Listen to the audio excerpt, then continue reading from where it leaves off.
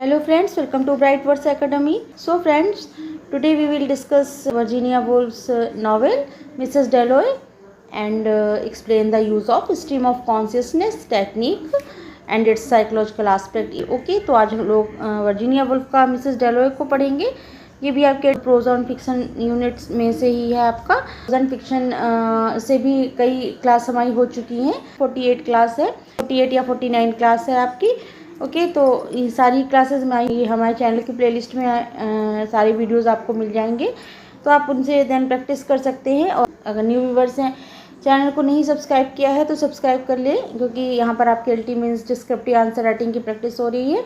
और वीडियोस को भी ज़्यादा से ज़्यादा लाइक एंड शेयर किया करिए।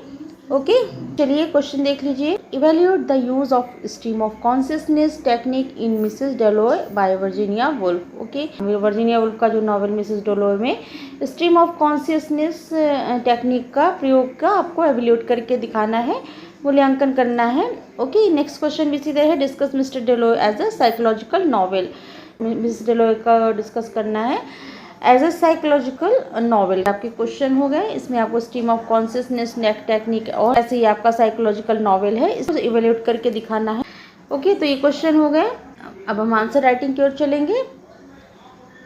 चलिए देखते हैं। Virginia Woolf uses the stream of consciousness technique in Mrs Dalloway to show the inner thoughts and feelings of her character in a natural and continuous way. Okay, तो आप यहाँ से start करेंगे। इंट्रो में बात करेंगे कि वर्जीनिया वुल्फ अपने नॉवल मिसेस डेलोय में स्ट्रीम ऑफ कॉन्शियसनेस टेक्निक का यूज़ अपने करेक्टर के इनर थॉट्स हैं एंड फीलिंग्स हैं उस नेचुरल तरीके से, स्वाभाविक और कॉन्टीन्यूअस वे में, निरंतर तरीके से दिखाने के लिए करती हैं। ओके तो यहाँ पर आप बात करेंगे कि वर्जीनिया वुल्फ का जो स्ट्रीम ऑफ कॉन्शियसनेस टेक्निक है मिसेस डेलोय में यूज़ किया है, क्या दिखाने के लिए? Inner thoughts and feelings of her character, अपने पात्रों की जो इनर थॉट्स है एंड फीलिंग्स को दिखाने के लिए इन नेचुरल एंड कॉन्टीन्यूअस वे, और जो कि नेचुरल और कॉन्टीन्यूअस वे में दिखाने के लिए इन्होंने स्ट्रीम ऑफ कॉन्शियसनेस टेक्निक का यूज़ किया है मिसेस डेलोय में।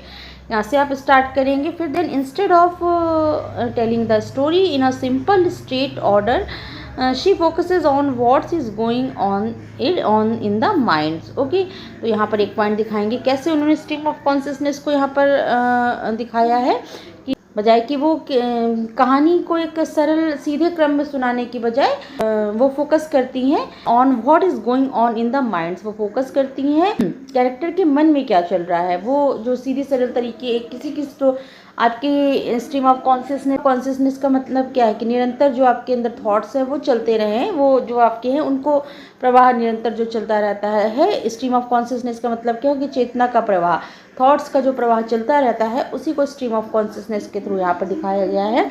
यहाँ पर उन्होंने एक सिंपल और किसी कैरेक्टर की सिंपल स्टोरी ही नहीं दिखाई है, स्टोरी को नहीं दिखाया कि सिंपल सरल तरीके से स्टोरी दिखा दी है, बट नहीं, उन्होंने उसको फोकस किया है कि कैरेक्टर के माइंड में क्या चल रहा है, उसके मन में क्या चल रहा है, उसके माइंड के। तो इस तरह से यहाँ पर उन्होंने इसको रिप्रेजेंट किया है। Novel moves between the thoughts of Clarissa Dalloway and Septimus Warren Smith. और फिर एक पॉइंट दिखा देंगे, नॉवेल है वो क्लैरिसा डेलोय और सेप्टिमस वॉरेन स्मिथ के जो थॉट्स हैं, विचारों के बीच घूमता रहता है। ये पूरी स्टोरी इन दोनों के थॉट्स के उसमें स्ट्रीम ऑफ कॉन्शियसनेस के थ्रू दिखाई जा रही है। ओके तो यहाँ पर आपने क्लियर किया।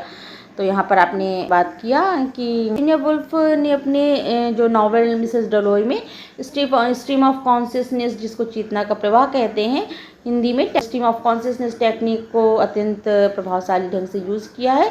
और इस टेक्निक के माध्यम से वो जो कैरेक्टर के मन में चल रही जो उसकी सोच है, थिंकिंग है, उसकी इमोशंस है, उसकी जो मेमोरी है, स्मृतियाँ हैं, को सीधे और स्वाभाविक रूप से यहाँ प्रेजेंट कर रही हैं। ओके तो कैरेक्टर के मन में जो चलता है कि जो उसकी सोच है, क्या भावनाएं हैं और क्या जो उसकी पास्ट मेमोरीज़ हैं, स्मृतियाँ हैं, वो सब सीधे और स्वाभाविक रूप से इन्होंने दिखाया है आपके मिसेस डेलोय में। ओके इसमें कोई कहानी किसी सीधी क्रमबद्ध तरीके से कोई कहानी नहीं दिखाई, के थॉट्स के अकॉर्डिंग ये आगे बढ़ती है कहानी। ओके ये past present stream of consciousness क्या हो गया, प्रेजेंट में प्रेजेंट में कोई विचार चल रहा है तुरंत ही आपका ये चला जाता है पास्ट में। तो इस तरह से करके यहाँ पर ये जो थॉट्स ऑफ प्रेजेंट से आपकी ये पास्ट में पहुँच जाती है। तो यही चीज़ आपका प्रेजेंट से आपकी एक चीज़ आई, आपकी प्रेजेंट में सोच रहे हैं पास्ट में पहुँच गई, पास्ट से प्रेजेंट में आ गई। आपकी जो चेतना का प्रवाह चल रहा है सोच की, थॉट्स का, वही उसी चीज़ को यहाँ पर आपकी वर्जीनिया वुल्फ ने स्ट्रीम ऑफ कॉन्शियसनेस को है आपकी मिसेस डेलोय में दिखाया है, उसी के थ्रू इन्होंने बात की है। ओके, कैरेक्टर की थॉट्स के अनुसार ये मिसेस डेलोय की कहानी आगे बढ़ती है। ओके, इस तरह से आपने यहाँ दिखाया कहानी है क्लैरिसा और ऑप्टिमस वॉरेन की थॉट्स जो है थॉट्स है उसके अकॉर्डिंग आगे बढ़ती है। ओके, चलिए नेक्स्ट पैराग्राफ में आएंगे। Clarissa thoughts frequently move between the present and the past. अभी हमने देखी बताया ना कि कहानी जो है प्रेजेंट से पास्ट में, पास्ट से आप में, तो प्रेजेंट से पास्ट में इसी तरह चलती है आपकी स्ट्रीम ऑफ कॉन्शियसनेस का, चेतना का प्रभाव इसी तरह चलता रहता है आपकी थॉट्स का। तो क्लैरिसा थॉट्स, जो क्लैरिसा के थॉट्स है फ्रीक्वेंटली मूव करते हैं बिटवीन प्रेजेंट से पास्ट में, जो प्रेजेंट में है वो पास्ट में चले जाते हैं उसके थॉट्स, प्रेजेंट से पास्ट में के बीच आते घूमते रहते हैं। वाइल वॉकिंग इन लंदन, जब वो लंदन की सड़कों में घूम रही थी तो शी सडनली रिमेंबर्स, वो अचानक उसको रिमेंबर हुआ, याद आया, हर यूथ एंड थिंग्स। अचानक उसको जब वो लंदन की गलियों में सड़कों में घूम रही थी, वॉक कर रही थी, टहलते समय उसे अचानक अपनी जो है यंग एज, यूथ एज की याद आती है और वह सोचती है, वो थिंक करती है। She felt very young at the same time unspeakably aged. Okay, तो इस तरह से करके आप यहाँ कोट लगा देंगे। वो क्या सोचती है? वो सोचती है कि वह खुद को बहुत युवा महसूस कर रही थी और साथ ही बूढ़ा भी। Okay, C felt very young at the same time, वो फेल्ट वेरी यंग, वो अपने आप को बहुत यंग महसूस कर रही थी, and eight the same time, और उसी समय फिर क्या है, साथ ही उसी सेम टाइम अकल्पनीय रूप से बूढ़ा भी। ये दिखाता है this shows how past and present mix in her mind. कैसे? तो ये दिखा रहा है ये कोट आपको, तो उनके मन में अतीत और वर्तमान किस तरह आपस में घुल मिल रहे थे, आपस में एक साथ चल रहे थे, मिक्स हो रहे थे उसके माइंड में, कहीं प्रेजेंट कहीं पास्ट, कहीं पास्ट कहीं प्रेजेंट। तो ये जो प्रेजेंट और पास्ट एक दूसरे में मिक्स हो रहे थे, कोट शो करता है past and present mix in her mind, उनके माइंड में पास्ट और प्रेजेंट का ये जो मिक्सर चल रहा था। ओके, इस तरह आपने इस कोट के थ्रू दिखाया था। ओपनिंग लाइन के थ्रू भी दिखाएंगे। Mrs Dalloway said she would buy the flowers herself। इस तरह से ओपनिंग लाइन की कोट लगा देंगे। मिसेस डेलोय ने कहा कि वह फूल खुद ही खरीदेंगी। she said she would buy the flower herself, वो फूल खुद ही खरीदेंगी। तो इस तरह ये क्या दिखा रहा है?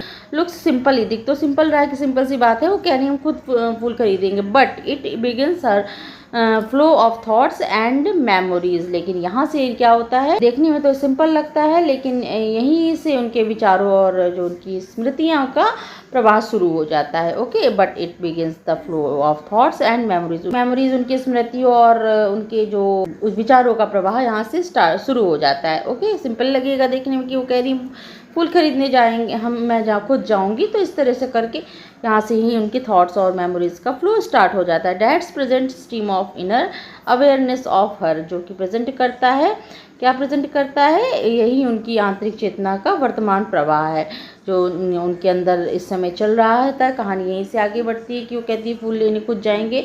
तो इस तरह से कहानी कहती है और ये उनकी स्ट्रीम ऑफ इनर अवेयरनेस को दिखा रहा है। ओके, कि अब उनके अंदर की जो इनर जो थॉट्स हैं वो कैसे क्रिएट होती हैं और पास्ट और प्रेजेंट का मिक्सअप कैसे यहाँ पर दिखाई देता है। तो इस तरह से आपने यहाँ पर ये दिखाया। क्लैरिसा के विचार अक्सर प्रेजेंट पास्ट में घूमते रहते हैं। तो जब वो लंदन की फूल खरीदने जाती हैं तो उनके मन में अचानक पुराने समय की यादें आने लगती हैं। उस समय उनके मन में समय की दोहरी अनुभूति, पास्ट और प्रेजेंट एक साथ चल रही हैं। और मिसेस डेलोय ने जो कहा कि फूल खुद लेने जाएंगी, तो ये साधारण वाक्य होते हुए भी उनकी मानसिक प्रवाह की शुरुआत बन जाता है। ओके, इस तरह से उनकी जो मानसिक प्रवाह है, जो उनकी अवेयरनेस है, यहाँ से यहीं से स्टार्ट होती है। और फिर नेक्स्ट आप बात करेंगे, नेक्स्ट पैराग्राफ में आएंगे। In the same way Septimus character का दिखाएंगे स्ट्रीम ऑफ कॉन्शियसनेस कैसे है। In the same way Septimus fragmented consciousness reflects his mental trauma. Okay, तो यहाँ पर आप बात करेंगे करेंगे कि सेप्टिमस की बात करेंगे जो नेक्स्ट कैरेक्टर है। तो सेप्टिमस जो है फ्रेगमेंटेड कॉन्शियसनेस जो है रिफ्लेक्ट करती है, उसकी मेंटल ट्रॉमा को दिखा रही है। अब बात करेंगे कि सेप्टिमस की जो फ्रेगमेंटेड कॉन्शियसनेस है वो उसके मानसिक आघात ट्रॉमा को दिखाती है।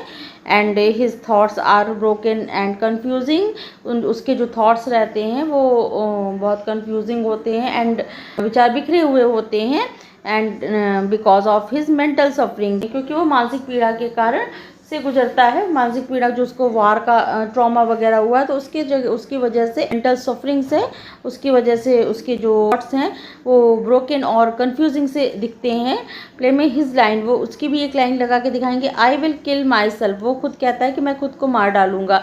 Shows his deep pain directly without any explanation, मैं खुद को मार डालूंगा, I will kill my self, ये जो इसकी लाइन है सेप्टिमस कहता है नॉवेल में, तो बिना किसी एक्सप्लेनेशन के ये आपके सीधे तौर पर उसके गहरे दर्द को यहाँ पर दिखाता है। ओके, ये लाइन है आपने दिखाया, I will kill my self, हुए कोई स्पष्टीकरण के बिना ही समझ में आता है कि उसके अंदर क्या मानसिक संघर्ष है, क्या उसको कष्ट है, क्या पीड़ा है। तो इस तरह से उसकी पीड़ा, आंतरिक पीड़ा को ये आपकी लाइन दिखाता है, ये कोट दिखाता है। ओके, इस तरह से आप सेप्टिमस को का कैरेक्टर भी दिखाएंगे। ओके, तो आपने यहाँ पर सेप्टिमस का दिखाया है कि वो एक वॉर ड्रामा के कारण बहुत अधिक टूट चुका है और उसके विचार बिखरे हुए, अस्थिर और फ्रेगमेंटेड हैं। उसकी मानसिक स्थिति उसके विचारों से स्पष्ट दिखाई देती है कि वो कहता है I will kill my self, अपने आप को मार देगा, जो उसकी गहरी मानसिक पीड़ा को बिना किसी व्याख्या के सीधे व्यक्त करती है। ये लाइन आपकी, इससे जो ऑडियंस है उसके मानसिक संघर्ष को महसूस कर सकते हैं। ओके, तो shows his deep pain directly without an explanation, किसी डीप एक्सप्लेनेशन के बिना ही उसके पेन है उसको ऑडियंस जो है बिना कोई एक्सप्लेनेशन के महसूस कर सकती है। ये कोट के थ्रू आपने दिखाया। ओके, स्ट्रीम ऑफ कॉन्शियसनेस की आप बात कर रहे हैं। साइकोलॉजिकल नॉवेल कैसे है कि उसमें फ्रेगमेंटेड कॉन्शियसनेस है, रिफ्लेक्ट करती है उसकी मेंटल ट्रॉमा को, जो फ्रेगमेंटेड कॉन्शियसनेस है उसकी, और जो थॉट्स हैं ब्रोकन थॉट्स हैं, कंफ्यूजिंग है। तो ये सब चीज़ें जो हैं होते वो भी क्लियर नहीं बताता, लेकिन ये जो कोट है ये सब दिखाता है कि उसके अंदर क्या चल रहा है, कितनी पीड़ा है, कितना सफरिंग्स है। I will kill my self, वो खुद कहता है कि मैं अपने आप को मार दूंगा। तो ये जो वार ट्रामा है, ये सब चीज़ें उसके अंदर जो पीड़ा दर्द है वो सब दिखाता है कि बिना कुछ स्पष्टीकरण की एक्सप्लेनेशन के ही उसके अंदर के डीप पेन को दिखा रहा है। इस तरह से जो रीडर्स हैं उसकी मानसिक संघर्ष को महसूस करते हैं यहाँ पर। ओके, नेक्स्ट पैराग्राफ में आएंगे, Woolf also uses free direct speech. अब नेक्स्ट आप बात करेंगे कि वर्जीनिया वुल्फ ने फ्री डायरेक्ट स्पीच का भी प्रयोग किया है यहाँ पर। कैसे? Where merging the narrator voice with the character thoughts, जो आपके लेखक की आवाज़ और जो कैरेक्टर के विचार हैं एक दूसरे से मिल जाते हैं। तो merging the narrator voice, narrator की voice, and with the character thoughts, character के थॉट्स से मिल जाती है। तो यही तो है जो फ्री इनडायरेक्ट स्पीच, इन्होंने फ्री इनडायरेक्ट स्पीच टेक्निक का यूज़ किया है। इसमें लेखक की आवाज़ और पात्रों के विचार एक दूसरे से मिल जाते हैं। इससे जो क्या होता है कि they makes reader feel very close to the characters, जिससे क्या होता है कि रीडर्स हैं वो कैरेक्टर के मन के और अधिक निकट पहुंच जाता है और उनके अनुभवों को गहराई से समझ पाता है। ओके, तो इस तरह से इन्होंने फ्री इनडायरेक्ट स्पीच का भी यूज़ किया है। दिखाएंगे कि मर्जिंग द नरेटर वॉइस, जो नरेटर की आवाज़ है, लेखक की आवाज़ होती है, वो कैरेक्टर के थॉट्स के से मिल जाती है, जिससे कि ऑडियंस रीडर्स है वो फील करता है, अपने आप को बहुत क्लोज महसूस करता है कैरेक्टर से। ओके, तो थ्रू दिस टेक्निक, इस टेक्निक के through Woolf explores idea like time, memory, identity and loneliness in a simple yet powerful way. तो इस टेक्निक के माध्यम से Woolf time, memory, identity, loneliness, psychological instability जैसे महत्वपूर्ण विषयों को बहुत प्रभावशाली ढंग से इन्होंने प्रस्तुत किया है, दिखाया है। Okay, time, memory, identity and loneliness जैसे सिंपल आइडियाज उसको बहुत पावरफुली वे में इन्होंने प्रेजेंट किया है हमारी वर्जीनिया वुल्फ ने। ओके, इस तरह से आपने यहाँ पर दिखाया। ओके, तो इस तरह से यहाँ पर आपने मिसेस डेलॉय में फ्री इनडायरेक्ट स्पीच को भी दिखाया कि कैसे क्या है, ये कैसी टेक्निक है जिसमें वर्जीनिया वुल्फ जो है नरेटर और कैरेक्टर की आवाज़ को मिला देती हैं। इससे जो कैरेक्टर के विचार बिना सीधे बताए नरेशन में आ जाते हैं। इससे जो ऑडियंस है, रीडर्स को लगता है कि वो सीधे कैरेक्टर के मन में प्रवेश कर रहा है। तो तो यही आपका स्ट्रीम ऑफ कॉन्शियसनेस हो गया। रीडर्स है वो सीधे कैरेक्टर के मन में प्रवेश कर जाता है आपकी इस टेक्निक के थ्रू। ओके, उपन्यास को अधिक साइकोलॉजिकल और प्रभावशाली भी बनाती है। ओके, तो इस तरह से आपने यहाँ पर दिखाया। ये हो गया आपका। फिर तो ये ज़्यादा इंपॉर्टेंट था। अगर आपका मिसेस डेलोय से आता है तो स्ट्रीम ऑफ कॉन्शियसनेस से ही आपका क्वेश्चन पूछा जाएगा, क्योंकि आपकी Virginia Woolf stream of consciousness से जुड़ी हैं और मिसेस डेलोय भी आपका साइकोलॉजिकल और स्ट्रीम ऑफ कॉन्शियसनेस बेस्ड आपका नॉवेल है। तो ये क्वेश्चन आपका इम्पॉर्टेंट बनता है। ओके, रीडर्स जो है इस तरह से कैरेक्टर के मन में प्रवेश करता है स्ट्रीम ऑफ कॉन्शियसनेस के थ्रू। यहाँ अपने बात के फिर नेक्स्ट आप कंक्लूजन देंगे लास्ट में। ओके, चलिए देख लेते हैं। 10 Virginia Woolf's in Mrs Dalloway uses stream of consciousness to present characters inner thoughts in a natural flow, making the novel highly psychological and highlighting themes of time, memory, identity and isolation। तो यहाँ पर आपने एक ही sentence में सब चीज़ बता दिया क्या क्या। तो इस प्रकार से वर्जीनिया वुल्फ ने अपने नॉवेल में मिसेस डेलोय में स्ट्रीम ऑफ कॉन्शियसनेस टेक्निक का उपयोग जो है कैरेक्टर के इनर थॉट्स को एक नेचुरल फ्लो में, स्वाभाविक प्रवाह में प्रेजेंट किया है। तो इस टेक्निक के माध्यम से नॉवेल को बहुत ज़्यादा हाईली साइकोलॉजिकल बनाती हैं एंड हाईलाइटिंग थीम्स, और हाईलाइट करती हैं इसके थीम्स को, और क्या है, time, memory, identity and isolation को, ऐसी थीम्स को यहाँ पर उभारती हैं। ओके, तो इस तरह से आप यहाँ पर कंक्लूड करेंगे कि मिसेस डेलोय में वर्जीनिया वुल्फ द्वारा stream of consciousness technique open novel को हाईली साइकोलॉजिकल बनाती हैं और जो कैरेक्टर के इनर थॉट्स हैं, आंतरिक जो जीवन को वास्तविक और प्रभावशाली रूप में प्रेजेंट करती हैं। इस तरह से यहाँ पर आप कंक्लूजन देंगे। ओके, तो ये हो गया आपका stream of consciousness and psychological novel. तो इस तरह से आपने दिखाया कि यहाँ पर मिसेस डेलोय में स्ट्रीम ऑफ कॉन्शियसनेस को एंड कैसे हाईली साइकोलॉजिकल नॉवेल है आपका। ओके, तो इस तरह से आपने यहाँ पर डिस्कस किया। होप सो क्लियर हुई होगी क्लास, कैसे यहाँ पर आपके स्ट्रीम ऑफ कॉन्शियसनेस को प्रेजेंट किया है हमारी वर्जीनिया वुल्फ ने। ओके, और ये कैसा हमारे साइकोलॉजिकल नॉवेल हो जाता है। आपको क्लास क्लियर हुई होगी, समझ में आई हुई होगी, और कैसी लग रही हैं क्लासेस ज़रूर बताइएगा, अपना फीडबैक ज़रूर दिया करिए। तो ये था हमारा आज का Mrs Dalloway by Virginia wolf. अगर अच्छा लगा तो लाइक, शेयर एंड सब्सक्राइब जरूर करिए। चलिए फिर मिलते हैं नेक्स्ट क्लास में, नेक्स्ट टॉपिक को डिस्कस करेंगे। Okay, thank you, thanks for watching.